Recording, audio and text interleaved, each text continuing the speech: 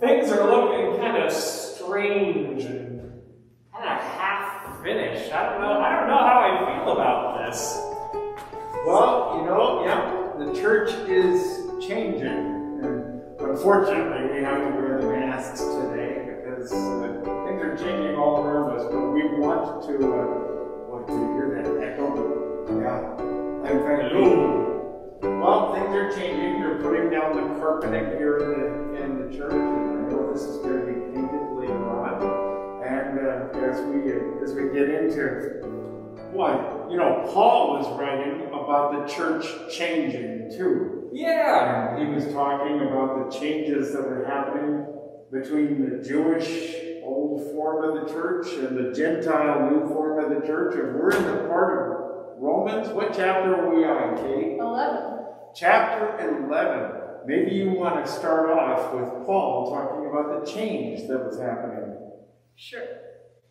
Does this mean then that God is so fed up with Israel that he'll have nothing more to do with them? Hardly. Remember that I, the one writing these things, am an Israelite, a descendant of Abraham, out of the tribe of Benjamin. You can't get much more Semitic than that. So we're not talking about retribution. But God has been too long involved with Israel, has too much invested, to simply wash his hands of it. So we've got one child of God, the Israelites, who God has invested a lot in, and he said, we're gonna do things so that the rest of the world can see this happen, and then we've got apparently another child of God, the Gentiles, the outsiders, through much of Israel's history. Now they're being brought into this story in some way. It's kind of like God, the parent, has two kids, and he's trying to deal with, and the one kid is saying, I'm no longer part of the family, I guess, and the other is saying, the changes are happening. Pastor John, have you ever noticed how when there is change happening, people tend to kind of get anxious and afraid? And, oh no, really? Even little things where, like you were saying with parents, there can be situations, like I can speak from experience here, where you're doing the dishes. Your brother and I, Isaiah and I, we're doing some dishes, and my mom said, "Man, Micah, you're doing a good job. Well done on those dishes. They look great." And Isaiah, that's my little brother. Your younger brother. He said, "What's wrong with the dishes I'm doing?" Yeah. Well, that's kind of the situation we have going on here in Paul, isn't it? Where Paul is talking to the Romans, where there's this feeling of something's not fair because one person's getting invited in, and there's this change happening. There's something good happening to one person that somehow it's not fair to the outsiders. And maybe the parent is saying, "Hey, we aren't finished yet. We're trying to get the whole story together in some way." That's what chapter 11 is about. If you read through chapter 11, Kate, you were reading in the Message, which really puts it, I think, kind of succinctly. And it's the parents saying at some point, "Don't you realize we're all in this together?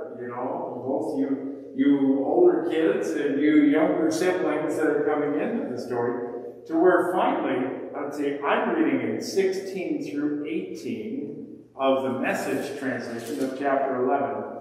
Behind and underneath all this, there is a holy, God-planted, God-tended root right at the core. As the primary root of the tree is holy, there's bound to be some holy fruit. Now, some of the tree's branches were pruned, and you wild olive shoots were grafted into the tree. Yet the fact is that you're now fed by that rich and holy root. Gives you no cause to crow over the pruned branches.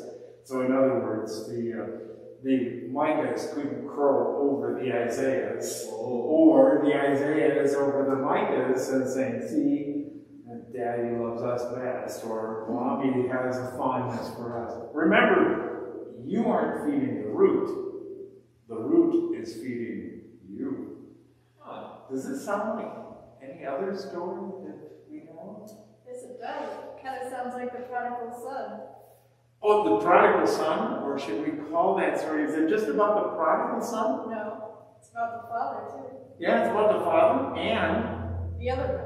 The older brother, okay? And the older brother, and here we've got this story where, Kate, why don't you tell us how that story goes?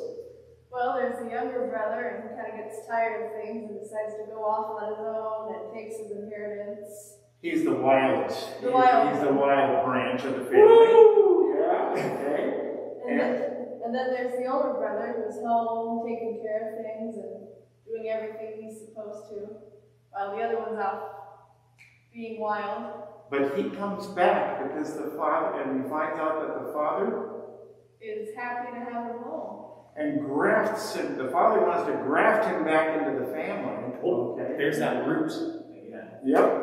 He wants to graft him back in the family. And to show that he's grafting him back in, what does he want to do? Throw a party for him. Throw a party. Have a table set for him, you know? But, uh-oh, what happens? Older brother's not too happy about it. And he's off to the side. And saying, pouting in the field. Yeah, pouting. Okay. He's just pouting, okay? And the father comes out. Mm-hmm. And he asks him to come back and join them. Yeah, we looked that word up. He doesn't just ask.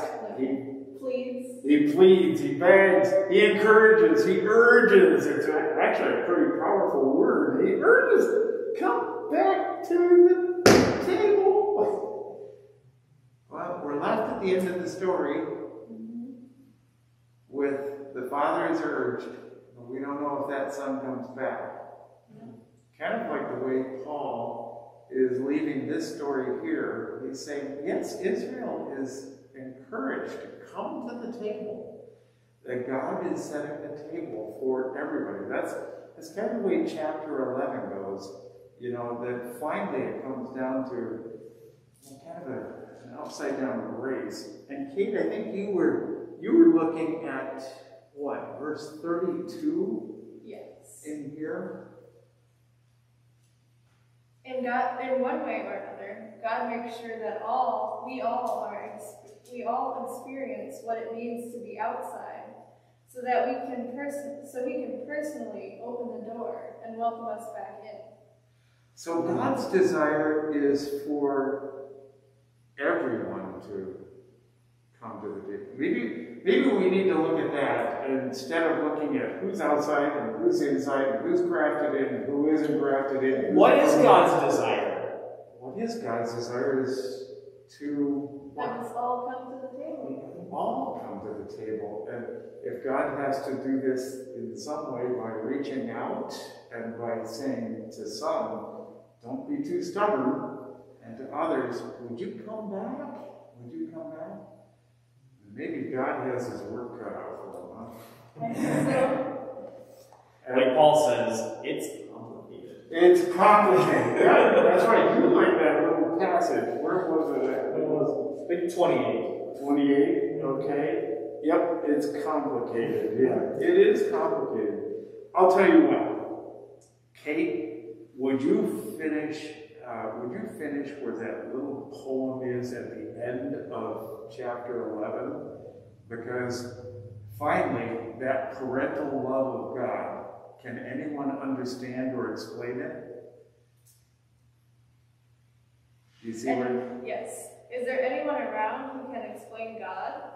Anyone small enough to tell him what to do? Or anyone smart enough to tell him what to do? Anyone who has done him such a huge favor that God has to ask his advice? Everything comes from him. What comes from him? Everything. Everything. Go on, next one. Everything happens to him. Everything, yeah. Everything ends up in him. Yeah. Everything ends up what? In him. Oh, in him. Wow. Always glory, always praise. Yes, yes, yes. I think we need to say that yes a little more boldly. Amen. Yes. Yes. Yes. That's a good thing that every neighbor should know, right? Yes, it is. Yeah. All right, so we'll see you at the table, neighbor. See you later, neighbor. Bye.